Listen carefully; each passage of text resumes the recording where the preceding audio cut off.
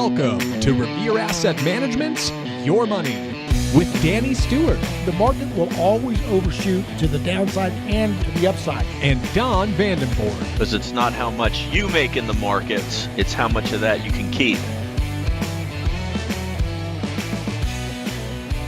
Revere Asset and Don's GROTECTION strategy breaks the planning software. We broke the planning software and Monte Carlo's simulation. And oh, by the way, are you paying more by avoiding paying taxes? Sounds counterintuitive, but we're going to talk about both of those because this show is going to be about short-term capital gains and taxes versus risk management. I got an interested party, an email from an interested party, called me a used car salesman. Anyway, he asked me some questions point blank, and I have some great answers for him, and we're going to talk about that. But in any event, so first, let's go to the mailbags because they tie in, and then we're going to talk about what I'm talking about, which is why modern portfolio theory is a big lie and why you should be focused on sequence of returns. All right, so now this is 810 TL. I'm thinking about giving you a 100K starter, Dan. Sounds like you were a managing partner. The others are the investment guys. Concepts are appealing, but to be honest, the hard sell, used car salesman type approach on the weekly podcast makes me uncomfortable. Me. Please forgive me. I do understand that the bombastic approach is a little in your face. And when I was first exposed to it, I was put off too. It still makes Don cringe. It does. But I was pointed out by a very famous marketer, Dan Kennedy. You can Google him and look him up. We paid him lots of money years ago. Anyway, that the clickbait approach gets your attention, and you only have a few seconds to a minute or two to grab their attention, to grab your attention. From there, once I get you under the tent, then and only then can I give you the truth. If you don't hear the truth, is it like a tree falling in the forest with nobody around? If you don't click to listen, you will never hear the message. And frankly, I get so tired of brokerage firms and insurance companies still pushing modern portfolio theory, MPT, nonsense, that after it's been completely debunked. Why? Because they still want to sell you their target date funds, lifestyle funds, 60-40 stock to bond balance, and their favorite asset allocation with some random date rebalancing to the detriment of your money. And it's a direct conflict of interest. The new science is sequence of returns, but I do not hear that mentioned by the big brokerage houses. They cannot tout it because it would take an active approach. Quite frankly, it'd take work instead of farming it out. Anyway, when they tout a stock, often they cannot own it because they are promoting it, and it is a conflict of interest. That's why we say you're the cattle, he's the roper, he's the cowboy delivering you to market. At Revere, when a client owns a stock, Don and I and our families, my wife, my mother, Don's wife, owns a stock at the exact same price and timestamp, and they are in the same strategy. Folks, I don't like sleeping on the couch. I'm watching that portfolio because my money's in there too, not just your money. Anyway, your performance will track ours, theirs, ours, our families, except net, not gross. We don't charge our families management. My wife would get mad at me if I charged her a fee. Anyway, we are in the process. We are in these strategies right along with our clients 100%. I would be happy to have a formal discussion with you, and I would certainly turn down the rhetoric. Revere would love you to have you as a client with your starter to prove our value. And I can provide you with as many referrals as you like, literally dozens and dozens. Our retention rate, like 99%. Don and I do not expect charity, and we always want to earn our clients' trust on an ongoing basis. This is why we do our daily newsletter every business day to keep our clients abreast of what we are doing and what the market's doing. In the interest of full disclosure and ethics, this email will make the mailbag on this week's podcast anonymously, of course, because we do not hide anything. We're the most transparent advisor on the planet that I'm aware of, and we don't sugarcoat it. Please be advised, I'd like to join the family. I believe our results will make my behavior more tolerable. Cheers. All right. Now, This is 8, so that's the first one. Remember that email because that's gonna set up the whole topic today. All right, and these also kind of have another. This all dovetails in. So 812 BW. I wanted to give you guys my 2 cents regarding account assimilation. It seems that the discussion is coming up every week. It's been coming up a lot. I've been getting a lot of questions on the podcast, and perhaps I can shed some light on my experience. This is a client. I've never had this concern, but then I watched your videos and tracked your picks for 6 months before I contacted you. I was already quite comfortable with my decision to invest with you when I did. I opened an account with Revere in 2022 in the teeth of the bear market. I watched as your firm slowly make pilot buys of stocks in my account as the market started to rebound and quickly sold me back to cash when it reversed. I was never down more than 3% while the market was in much worse shape. I was quite thrilled with you that you guys didn't play Texas Cowboy and throw me into a full portfolio until you were sure the market was back in a confirmed uptrend.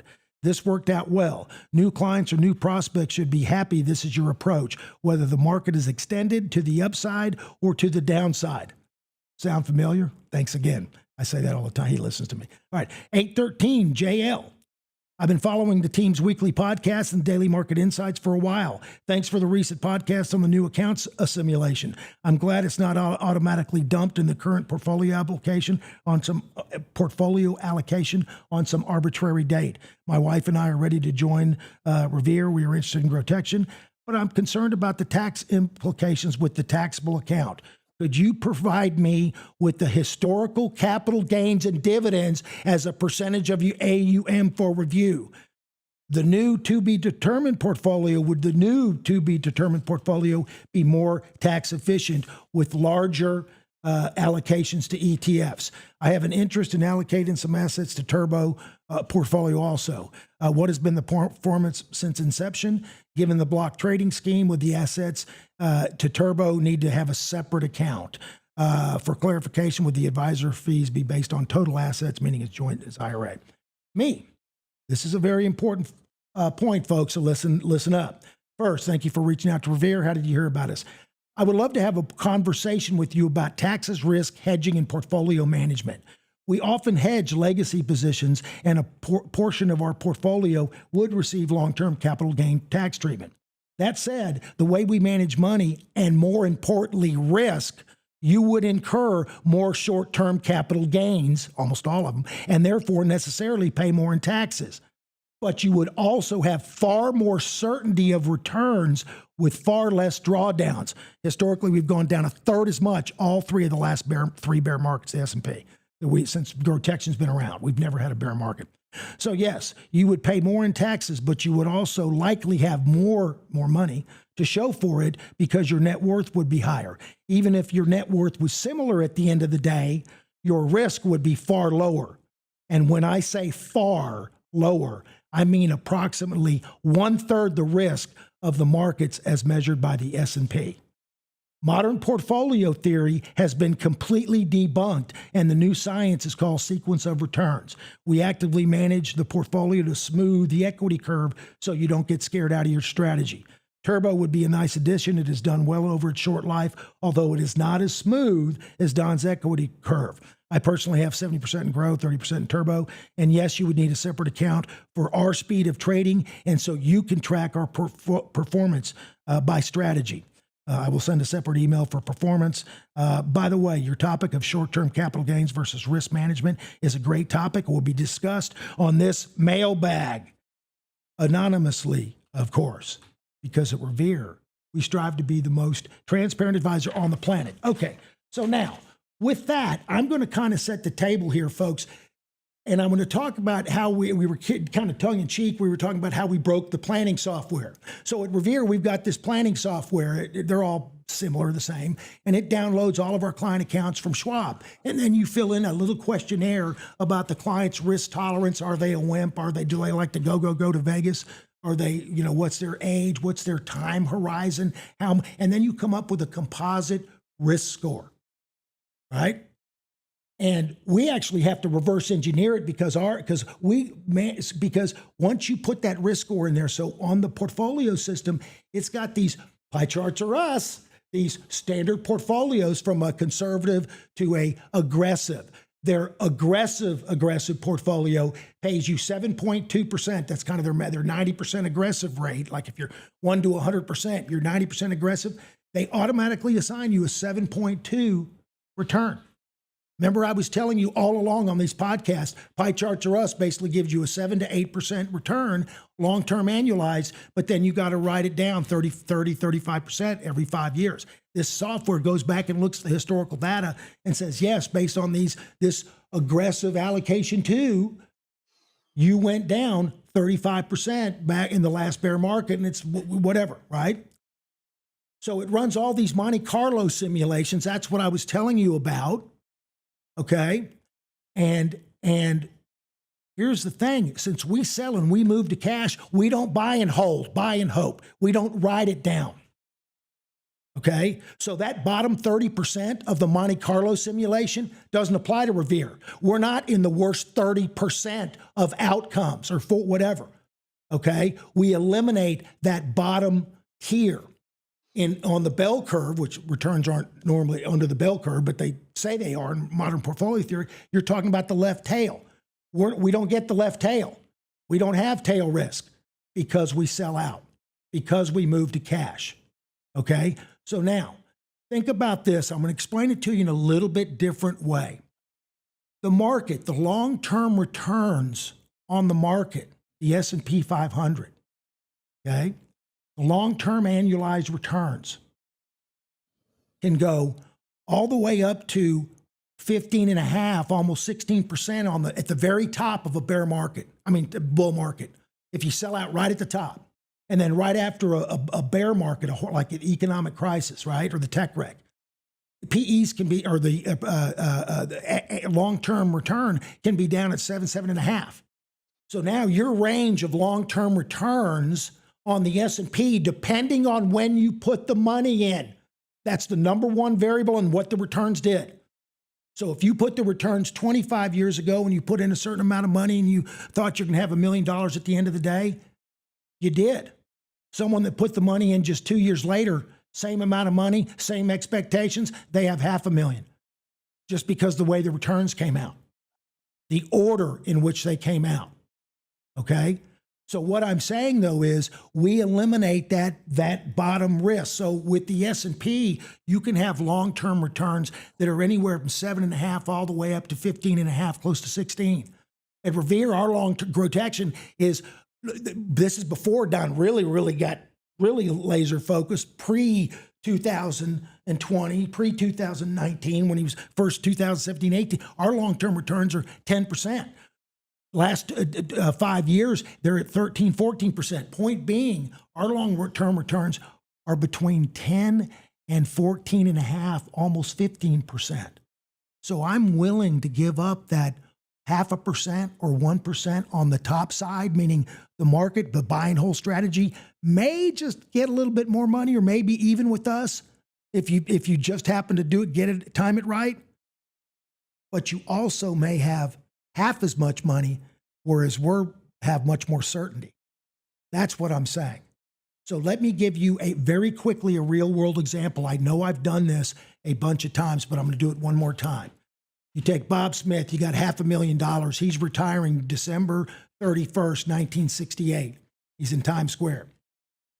1969 all the way up to 1993. He's going to live 25 years. We're going to compound using the real S&P returns, and then we're going to take out 4% using the 4% rule. This Pie Charts Are Us only makes about 7%, so they can only let you take out 4 because you go broke if you don't. By the way, if you're compounding like we are, a 4% is a lot bigger number at the end of the day. But in any event, they're going to compound it at 4%, and then you do it again the next year. And then Jack and Jill, his greedy kids, are going to come down the hill when he dies in New Year's Eve, 1993, and collect whatever's left. So in the first example, using the real returns on the S&P 500 from 1969 to 1993, starting with $500,000, compounding, then taking out 4%. Bob Smith's dead broke in the summer of 1991. His kid's got to come out of pocket, pay for his apartment, or he's homeless. Now, second scenario, Same exact scenario, but we're going to put the returns in reverse order. So 1993 is going to be year 1, 1992 is going to be year 2, 1969 is going to be year 25. In that scenario, Jack and Jill came down the hill in the December of 1993 and collected $1.45 million. Now, I know what this quant guy did. He looked at the 25 years that would give him the biggest divergence, and he picked one where you would have a negative compounding for years in a row and versus have positive compounding for years in a row. See, here's the thing, folks. Wall Street brags and talks about the glory, the godliness that is compounding to the upside, but they never tell you about the Satanism that is compounding to the downside. If you lose too much money, it cripples your return for years. Okay, for years. And that's why that strategy doesn't work. But look, you don't have to. So those years, he picked out the 25 years that was going to highlight the biggest divergence. But you can take any. So if you take a group of people that went through this period, they'll have the $1 million. But you take it 2-3 years later, and they'll have $500,000 or $600,000 or $700,000. The variance is not 5%. The variance can be 50% or 40%. It's huge. So the number one biggest variable, if you're doing pie charts or us, buy and hold for long-term capital gains, the biggest determinant of retirement is a coin toss of what the market's doing right around your retirement. Because all the big gains, all the compounding happens at the end. Point being is, if you actively manage this and you control it, you'll have short-term capital gains. Most of your gains will be short-term. But you're also going to have either a higher or as high of a return with a lot more certainty. So we're making 12, 13% long-term annualized. That's what we made. Fine, if it's a taxable account, fine, I'll pay the tax. I'm making 9 after tax, 9.5, 10, without any bear markets. What are you doing? CDs? What, dividend strategy? I'll put our after-tax return with the higher tax rate against your tax beneficial return, your tax efficient return. By the way, they do that tax efficient. They want you to buy and hold because it's their clients that they're promoting. By the way, on a similar topic, I did a thing last month about wash sales, about how they want you to think that wash sales are evil and they're terrible and that you lose wash sales. You never, ever, ever lose a wash sale. And so we will have wash sales and you will use them all up because leading stocks by their nature will have wash sales because they'll start and stop a couple times before they take off. So if you want the best of the best and manage risk, you're going to have wash sales and you're going to have lots of short-term capital gains. But guess what? You're going to have a whole lot more certainty of returns. With that buy and hope, it may be there, it may be not, it may not. So I got a question for you. Heads or tails? Don? We also use a bunch of hedging strategies when the market is selling off to keep from blowing out positions and paying tax when we really don't need to. Things that have where you've got big gains, but they're at the mercy of the market. 75% of tickers are going to do what the overall market's doing. If the market's in a bear market, 75% or more of those names are not going to hold up either. But we've got hedging strategies for the core part of our portfolios, and also if we've got big gainers in individual tickers, to having so that we don't have to pay the tax.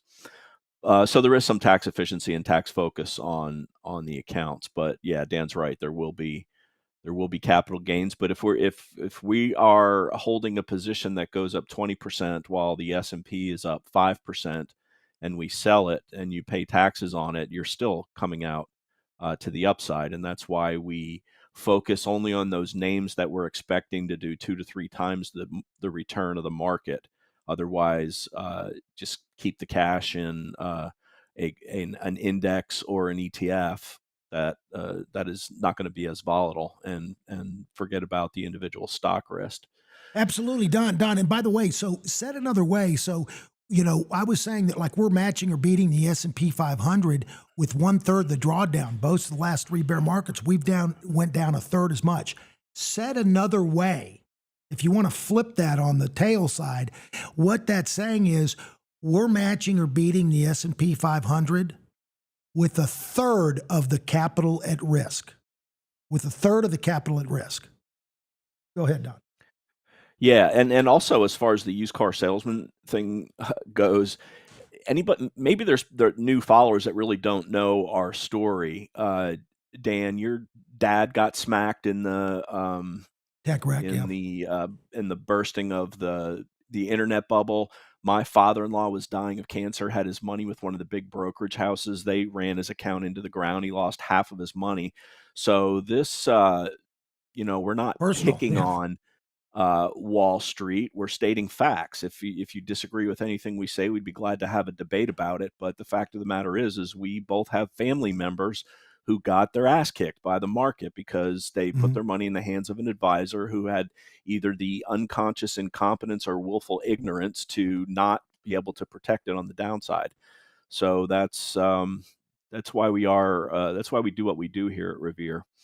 So let's go over to the charts, and interesting charts this week. So I'm pointing to Tuesday right here, August 12th. CPI came out before the market opened. That's the consumer price index. It's an inflation measurement, and it was in line with projections. So uh, there's two economic theories that are butting heads right now. One of them insists that tariffs are inflationary. The other one insists that they may not be, or if they are, it's a one-time thing and not a long-term thing. But whatever the theory is, the market reacted to the upside on Tuesday, broke out of a little consolidation, made higher highs. Follow that up with Wednesday, and the market made a higher high as well. Follow that up Thursday morning, and PPI, this is the producer price index. So this is the manufacturers, not retail, in other words. This is the person that produces the goods and services for retail. Producer inflation was smoking hot. It was expected to be up 0.3. It was up 0.9. And initially, the market sold off in the morning. Small caps, which had back-to-back very strong days, sold off the hardest. But on the way to the graveyard, big caps ended up acting very well in the afternoon, Thursday afternoon, and we ended up closing near the highs of the day. So when I did the Thursday night video, I likened it to you're cruising along on the interstate, and maybe you're going in the left lane. You're a little bit higher than the speed limit, and you see flashing lights up ahead. That PPI report is the flashing lights, and you're going to take your foot off the gas a little bit as you approach that. And that's what we did in the portfolios. Consider it a shot across the bow. Some of the most volatile names, we had TNA, which is a 3 times small cap index. I sold that pre-market and took a little bit off of one of our S&P 500, cut the position in half in one of our leveraged S&P 500s. Index ETFs. And then we just, see where things play out for the rest of the week and into next week. But that's an inflection point when you get a news item like that. Individual stocks get them all the time with earnings or upgrades or product announcements. And you can mark the highs and the lows of those days. If the low is broken, then it tells you that people are net sellers even after the news came out. So what we're watching closely is the lows of Thursday. The NASDAQ 100 broke below the lows of Thursday, but this is partially because AMAT, a big chip equipment company, had an earnings report that was not well received at all, and that's trickling over into the rest of the chip equipment makers and some of the individual semiconductors themselves. So the NASDAQ 100 broke the lows of Thursday. As we are here Friday morning, we're down 0.5%, which is like right after noon on Eastern time on Friday. The S&P 500 is still holding on to the lows, although it touched it within a point. 64.41 was the low yesterday, 64.42 the low today so far, but that's bouncing. But take a look at the small cap index. They're getting a follow through to the downside. breaking the lows of yesterday. We were strong early on them, and they also slightly broke the lows of yesterday. Still above the 8-day moving average, and still we had two big days. Tuesday when the CPI came out, and then a further extension of the breakout on Wednesday. And we haven't even given back half of that move on small caps yet. So arguably, this is holding up okay. The leading index is the NASDAQ 100 right now, so it's ironic that's the only one that has broken the lows. But you can carry that over to a bunch of individual names that you own and see if they break the lows of the prior day. I refer to this as bracket alerts. We use this a lot when a news event happens. After the news event happens, put a alert at the high of the day, and alert at the low of the day, and see as the days progress, are you getting more of your alerts taken out to the upside or to the downside? And that applies to the indexes as well. And that's all the feedback that you need, either positive or negative, to the individual names and the indexes. But so far, and I'm as surprised as anybody to see how the S&P 500 is holding up as well as it is. But again, this is one of the reasons why we keep a core position in this.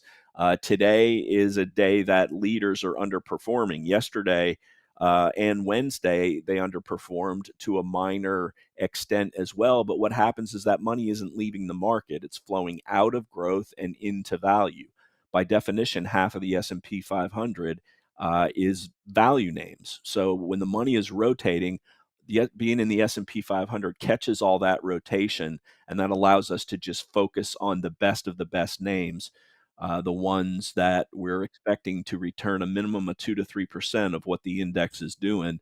And if our stops get taken out on those names, then we sell them. It's pretty much that simple. The market makes the decisions for us. We have a process where we raise our stops to lock in gains as something goes higher, or we have an initial stop on every position that we take.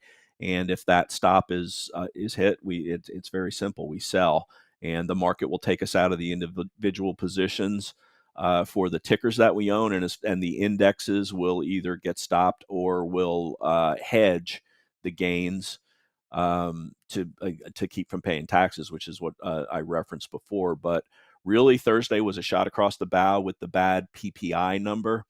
The reaction was initially to the downside. Big caps got bought. Small caps got hit and haven't recovered. And the NASDAQ 100 made a lowered low, but that's with an asterisk because of the semiconductor stocks selling off on the bad report by AMAT. So the market is near all-time highs. That's not bearish. Amazingly, from a sentiment standpoint, there's less than 30% bulls on the AAII. Right. And we've mentioned this multiple times. That survey is broken. That survey basically depends on where you're getting your news for whether or not you're optimistic or pessimistic. And I think we're seeing that too in the University of Michigan sentiment survey that came out as well. Anytime you're taking a survey of the retail investor, their outlook is going to be dependent on the news that they're listening to and reacting to. And that's why they say the market climbs a wall of worry. Every bad news headline is trumpeted on the media because fear sells. So, yep. Don, where do you know where we get our news? Price and volume. Oh, you got it. You damn! I thought I was gonna stump you. I was gonna say price. That's right. Price. Yeah, price primarily. Volume is secondary. But if something is going down, but the volume's light, and our stop gets hit, we're not going to say, "Well, the volume's light. I'll just let it ride." No, folks, you're right. Yes. So, folks, here's the Wall Street lies. Here are a couple of the Wall Street lies. Okay. Number one, to make more money, you have to take more risk. We're making really good money with a lot less risk. So that's a lie if you know how to do it and you know how to manage it and you're a technician. Number two, wash sales are bad. No, they're not. In fact, if you're going to actively manage growth stocks, wash sales are part of it, and you will always use them up. You never, ever lose them. And the way that we manage money, you will use almost all of them up within that year. My personal account had 6 figures in wash sales, and I had like $500 left, or maybe $1,000 in wash sales to carry forward the next year. So I didn't lose any of it. and I got to beat the S&P. So I don't care about wash sales. I don't care. I want wash sales because I can manage risk. Also, short-term capital gains, bad. Depends on how you manage. If you manage look, if you're a lousy money manager, you can't make any money, and you're over trading. Yeah, short-term losses and short-term lousy returns are better than long-term lousy returns. But when you got short-term good returns, really good returns with managing drawdown versus long-term maybe capital gains, maybe not, it's a no-brainer for us.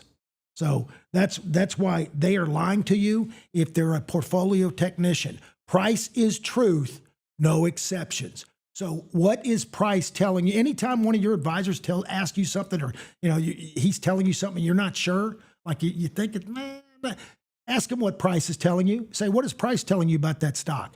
Just see what he just see what he says. I mean, just see what he does, or she. They'll look at you like a deer in the headlights, right? Ask any one of our team. They'll tell you right off the bat. All right, Don, I'll get off my bully pulpit. Sorry. So I've got a 30-minute chart of the S&P 500 here, and I've got 4 key lines drawn representing some different price levels. The first one is the 6,400. We referred to this in our videos earlier this week as a key level to pay attention to, because we finally broke above it or attempted to break it above it in late July and failed.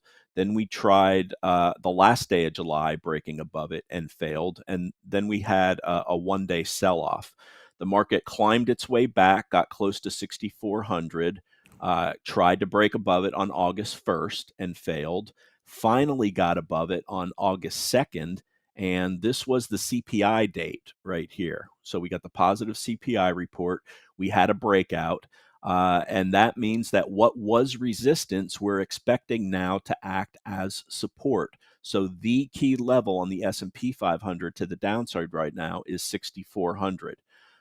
We now are in a 3-day consolidation. So Tuesday was CPI. Wednesday, we made a higher high. We gapped down on Thursday on the PPI report, but closed near the highs of the range.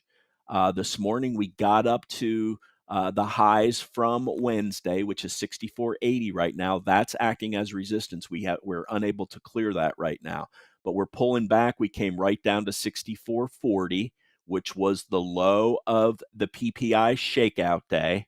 So 3 levels right here. 64.40 is the 3-day range that we're in to the bottom. We want that to hold. If you're a bull, you want to see a breakout above 64.80, and then to the downside, 6,400, which was the breakout on CPI. If that fails, that will get we'll get significantly more defensive. The market will take us out of some of our index longs, and also I'm certain, because stocks follow what the market's doing, our stops will get hit on some of our holdings as well. So right now, the 3 key numbers really, 6,400, 64.40, and 64.80. Those are the levels to pay attention to on the S&P 500. That'll trickle over to individual names. It always does. We're in a tight 3-day formation right now above the 8-day moving average. And we'll see what happens the rest of the day and into next week. No reason to predict. Just watch what price is doing and react accordingly. Also, of course, isolating sector strength. We're constantly doing that. And software, it has just been incredibly weak. And the reason for this is that the conventional wisdom on Wall Street now, I'm showing a cloud computing ETF, WCLD, breaking all of its moving averages. This has really kicked in the last 2 weeks, especially with earnings. The story on Wall Street right now is that a lot of these software names are having the function that they serve taken over by AI. And these are software names, with the exception of Microsoft, are being sold with 2 fists, and that's because Microsoft is very tied into the AI ramp that's going on right now. So that's one to watch to the downside. These names are really in a void right now. Anything tied to cloud computing and some of the other cloud software names, two juggernauts. ServiceNow completely sold off after its earnings, and CRM completely broken down below the 200-day moving average. These are big enterprise software names that are just get taken to the woodshed as of right now, and you can't ignore action like that. So that's all for me. We're going to take it over to Todd first. He's going to talk about a couple of ETFs that are looking attractive in the market, and then we're going to go to Ted. He's going to talk about some crypto miners and then a Perplexity segment. Take it away, Todd. Okay, I'm going to talk about 4 index ETFs. Well, not necessarily index ETFs, but ETFs that are particularly sensitive to interest rates on the shorter term. And with the September interest rate cut coming up, we want to focus on these particular names and watch how they behave and potentially try some of these. And probably the top one of all of this is the Russell 2000. And if we start with the IWM, and incidentally, all 4 of these indexes also have a double or triple leverage component to them as well. Why is the Russell 2000 particularly one to watch in this situation? It's because small companies carry heavier debt loads. The Russell has 3 times the level of debt that the S&P companies hold. So they tend to start outperforming when their short-term revolving debt rates come lower. So what do we have going on here with the Russell? We've got a golden cross occurring right now, and we're starting to see proper moving average alignment with the 200-day starting to flatten out, and also it's been trading above all its shorter term moving average and regained the 21-day moving average recently. If we quickly go to the weekly chart on the Russell, it really hasn't done anything going back to 2021. And it formed this nice cup with handle. It's finally breaking above all its weekly moving averages, and those moving averages are finally starting to align and turn upwards. So this is one index we're going to pay attention to. Incidentally, it's been very frustrating over the last year, as every time the Russell has rallied, and particularly July and November of last year, it also marked a short-term top in the markets. However, this time we are officially entering what looks like the start of a new rate cut cycle. So we want to see how this index behaves. All right. Now, the second index we're going to talk about is the ITB. And we're going to start with the underlying single ETF on these, just to look at the raw charts of these. And then from there, you could buy the nail, for example, which is the triple leveraged. In this particular situation, we have an early turn occurring. However, we still don't have the golden cross yet, but that's shortly on the horizon. And the 200-day moving average is still trending downwards. But we have been able to hold above that 200-day moving average. And let's look at the weekly to see how the longer-term moving averages are aligning now. So now we have 2 weeks above that black average, which is the 40-week moving average. And this week we've made some nice progress, up over 5% this week on the CPI, and it's holding toward the upper end of the range so far. So again, still not the moving average alignment we'd like to see. However, it's a good start and one to keep an eye on. And the triple would be the NAIL, which we would play in this particular name. Very similar looking. However, we like to look at the single first.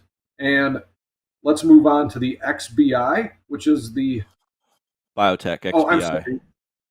The XBI, yes. Again, biotechs are also very interest rate sensitive, as they require a lot of funding too. And we've been able to regain here that 200-day moving average. Again, we don't have the proper alignment here like we do on the Russell 2000. However, if this holds, we're going to see that golden cross occur, and we'll look at the weekly on this as well to see how that weekly alignment looks. And we've got 1 week now above that 40-week moving average, but still a lot of work to do. However, this is the third index in this interest rate sensitive group that is showing relative strength this week. And finally, let's go to the financials, the XLF. And again, this is the XLF, which represents the larger financial institutions, has been in a positive trend for a while now. And this is more driven off of longer term interest rates. However, you can see that this also is performing fairly well. Again, underperforming the S&P 500, but it's also an interest rate sensitive index, which is been trending above the 200-day moving average for a while. So that's my piece. I just want to highlight these interest rate sensitive themes. Keep an eye on them, monitor them to see how they behave relative to what these economic numbers come out like the PPI yesterday, which came in very hot. Yet these interest rate sensitive areas are holding up relatively well compared to the S&P. Thank you, Don. Yep, good stuff, Todd. And I want to mention the leveraged on XLF is FAS, and the leveraged on the XBI biotech is LabU, LABU. When we play index ETFs, we go for the leveraged one. We make our decisions based on the chart of the single, but we'll put our money into the triple. And the reason for that is it's very difficult for an individual name that's in the sector to outperform the 3 times leveraged sector ETF. One negative on LabU is we need to see Berkshire, which is a big percentage of the XLF, and this has been in a downtrend since Buffett announced he's stepping down as head portfolio manager, staying on as chairman, I guess. But see what happens with this if it comes into the 200-day moving average, which is where it failed a couple of weeks ago. Definitely 4 sectors tied to interest rates. Certainly something to keep an eye on, and we'll have our alerts ready and we'll update them on our nightly videos. Thanks very much, Todd. Ted, take it away. You're going to take control of the charts too, right? Well, this segment is what I want to call at the right place at the right time. The first name I want to pull up is WULF, WULF. And yesterday they received some big news. On one front, they made a major 10-year just high computing partnership with FluidStack at its Lake Mariner data center in West New York. And so this deal over 10 years is contracted at approximately 3.7 billion in revenue. And I believe its market cap is sub 3 billion right now. And if this deal continues with various options, it can reach up to $8.7 billion in revenue. And so in exchange, TeraWulf is going to supply 200 megawatts of energy, and Google actually came in on this deal as well, backstopping 1.8 billion of FluidStack leased obligations for an 8% equity stake in WULF. So that's pretty big news for WULF, and clearly the market agrees with that as well. Yesterday we gapped up out of this base on highest volume ever, and today we're following through. So far it's perfect, just catalyst gapping action. And this is part of the theme of a crypto miner, which I'm going to call a misnomer now, calling these crypto miners. They're pretty much just AI data center computing plays now. And they're transitioning pretty much all of the infrastructure into AI computing because of the high demand and potential profit opportunity. So WULF is the first name I wanted to cover. The next one is IREN. And both Grow and Turbo have messed around with this name in the past, but there was that wicked fake reversal, failed breakout that led to a shakeout. But this name held and has come back, putting a mini cup with handle, if you want to call it that, or flag. And same story here. Crypto miner transitioning into the AI data center space. And just a little facts about IREN. They have a data center with 50 megawatts of energy with an estimated delivery date of 2025. And then with something else that's predicted to release in 2026 and 2027. They're targeting 2 gigawatts, which is a lot of energy or a lot of compute.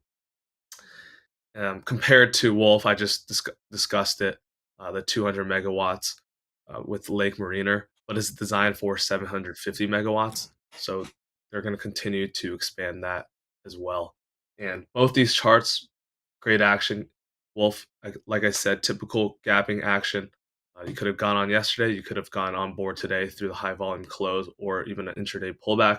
And then IREN right now is flagging. So over that 20-ish spot looks pretty good. And as you can see, huge volume on the up move, and then even the shakeout and filled breakout, we never really saw big volume. So it's typical consolidation action with this name as well. So just tracking this group and this development as it comes, because as we know, there's just insane amounts of demand for compute for AI data center build out. I actually just read that Sam Altman says he wants to spend trillions of dollars in the next decades just on AI infrastructure. And we know the hyperscalers like Meta, Microsoft, Google, Amazon are spending just in 2026 alone 400 billion, and then over the next 5-10 years up to like 3.9 trillion dollars just on AI infrastructure. So this is something we're tracking closely and developing as we speak. Ted, I've got a question So for Don, you. Ted, I got a question for you Yes, on that Dan. chart. On that chart right there, okay, that looks like a deep cup and handle. Now, Don's got that red line where the 2154 is. Does that big bar, because I know some people will be asking this question, does that big bar negate the cup? In other words, is that because that's not quite uniform anymore? Yeah, so obviously in a textbook pattern, it's not ideal to have a failed breakout. But nowadays, with how fast trading is and how crowded names can get, a failed breakout can look ugly. But at the same time, because we had the shakeout afterwards, my analysis of it is that everyone who chased that breakout, including us, are rinsed out, and we are rinsed out, but we cut our losses. So we're not holding down 20-30%, which at one point it hit.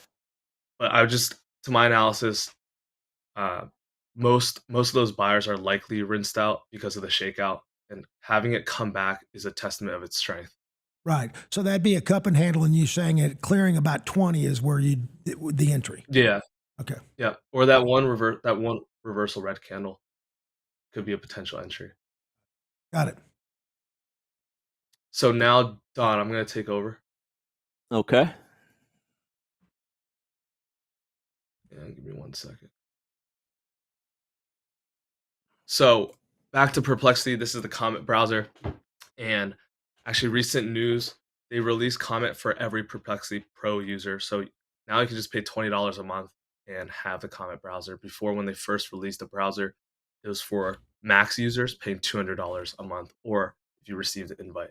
I'm on the homepage now, and I just want to quickly show a use case that I was discussing with the team today, and it's called Perplexity Tasks.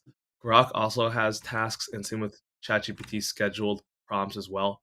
Pretty much, you go down here to your account, click on tasks, you enter this page, and pretty much basically what tasks are is that you can create a preset prompt, and then you can have it deliver based on a schedule. So I have these 3 prompts right now delivering every day at 8 a.m.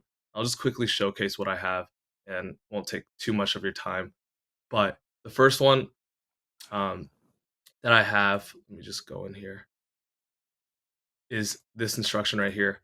It's just more like a daily news agent or news analyst that scrapes the internet to summarize the top 10 major daily news stories in the last 24 hours regarding economics and markets, which obviously we're in. And then we're really interested in tech since that's a huge growth space. And then I'm just also curious about geopolitics as well. And you can customize this prompt however you want.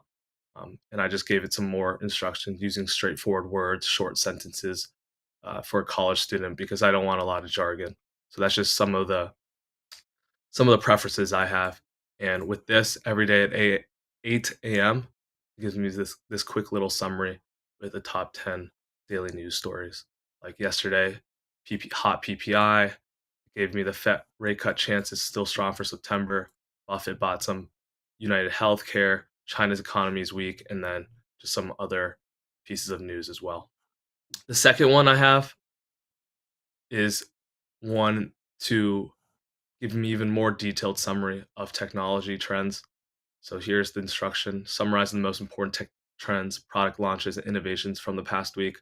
And for me, I just want to stay up to date with what is happening with AI build out, product launches, any like infrastructure announcements and developments too. And so that is what I'm looking at here. And I included startups because a lot of times you see the money flows of venture capital that can give you a sense of getting into themes early, because those are typically the people trying to identify themes early in early stage companies. And so that, like the first one, comes back with this. For example, like GPT-5 launch, you have Anthropic also launching some sort of model. And yeah, it just pretty much just gives you all the major news stories in tech and venture capital. I sent the team this earlier today, IPO market momentum. That's one of our, like, I'd say tertiary indicators of sentiment. When you start seeing companies raise money out of thin air, any company raising money, lots of money, that can typically indicate more of like exuberant sentiment or euphoria, especially if it gets out of hand. And so you can just see how it just produces me a report every day at 8 a.m. And then the third one is actually really, really cool. I recently figured this out from a friend. And this is expansive. I'm not going to read this to you. Pretty much what this does is I'm telling it to be a financial research assistant tracking high profile fund managers, notable investors, and just tracking what they're doing, buys and sells, and themes that they're watching for. So because Perplexity has the ability to search SEC data, I have that on for this query, and it's able to go into 13Fs, Form 4s, and other institutional filings and just produce me a report of major fund movements. And this is what it reported to me today. So like key themes between everyone: Kathy Wood, Warren Buffett, Bill Ackman, Ray Dalio selling China today, Stanley Druckenmiller reporting his buys and sells. And yesterday was a 13F report. So you might not always receive such a detailed report because there's just sometimes no news to be found. Dan Loeb, and then just some takeaways on hot trends, fintech revival, AI infrastructure. And yeah, so that's another showcase of a use case of Perplexity and Comet that I've been experimenting around with. And I believe you can have 10 to 12 of these at once. And yeah, it's just something useful. Probably takes a lot of time to search the entire internet with Google and then compile and summarize all of these stories together. You're going to need your own nuclear reactor, Ted. Yep. Yep. All right. Take it away, Dan. All right. Listen, folks. Price is truth, no exceptions.